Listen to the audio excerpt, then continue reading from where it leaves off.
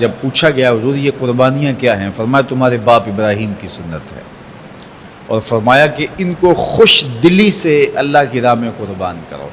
قیامت کے دن یہ اپنے بالوں کے ساتھ، اپنے سینگوں کے ساتھ اور اپنے کھروں کے ساتھ آئیں گے، اور یہ بھی ارشاد فرمایا کہ کل پل صراط پر یہ سواریاں بن کے تمہیں پل صراط سے پار لگائیں گے۔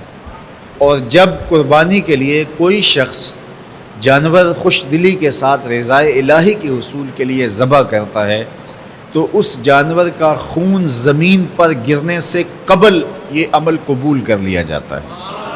اور یہ بات بھی ذہن میں رکھیے گا کہ ایام نحر میں، ایام نحر یہ 3 دن جو خون بہانے کے ہیں، 10، 11 اور 12 تاریخ، ان ایام میں آپ جو بھی عمل کریں، نماز پڑھیں اور دیگر صالح اعمال کریں، بہت قابل قبول ہیں اور اللہ ان کو قدر کی نگاہ سے دیکھتا ہے۔ لیکن ان ایام میں جو سب سے زیادہ اللہ کو محبوب عمل ہے وہ راہ خدا میں خون بہانا ہے، قربانی پیش کرنا ہے۔ تو قربانی کا کوئی اور متبادل نہیں ہو سکتا۔ کچھ لوگ یہ فلسفہ ان دنوں کے اندر بیان کرتے ہیں کہ 20-50 ہزار کی قربانی کرنے کی بجائے اتنے اگر کسی غریب کو دے دیے جائیں تو اس کے 2-3 مہینے خیریت سے گزر جاتے ہیں، اور وہ گھر کے اندر جو ہے وہ ضرورت کی چیزیں ڈال لے تو گوشت تو 2-4 دن کے اندر کھایا پیا جاتا ہے، ختم ہو جاتا ہے۔ لیکن اگر اتنے پیسے کسی غریب کے گھر دے دیے جائے تو یہ اچھی بات ہے۔ تو اسلام کب اس عمل سے روکتا ہے؟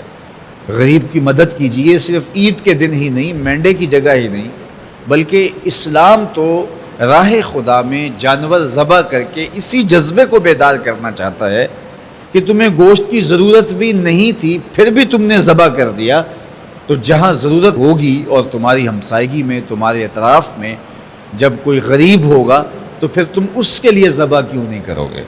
اس کے لیے تم قربانی کیوں نہیں کرو گے؟ اِثار کیوں نہیں کرو گے؟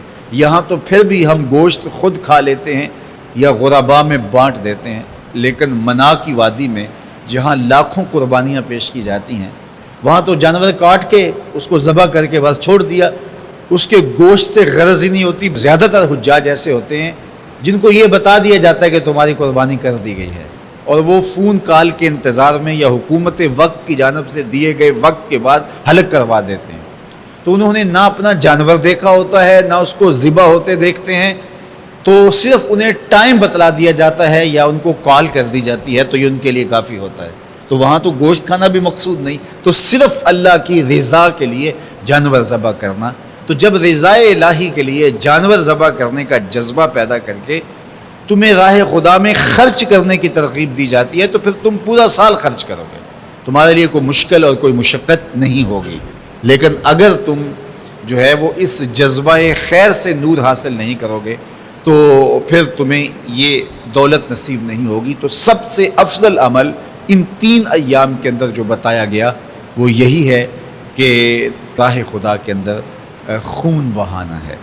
اللہ کے محبوب علیہ الصلوۃ والسلام کی خدمت میں جو ہے وہ مینڈے لائے گئے جو چتکبرے تھے، اور حضور علیہ الصلوۃ والسلام نے اپنے مبارک ہاتھ سے ان کو ذبح کیا۔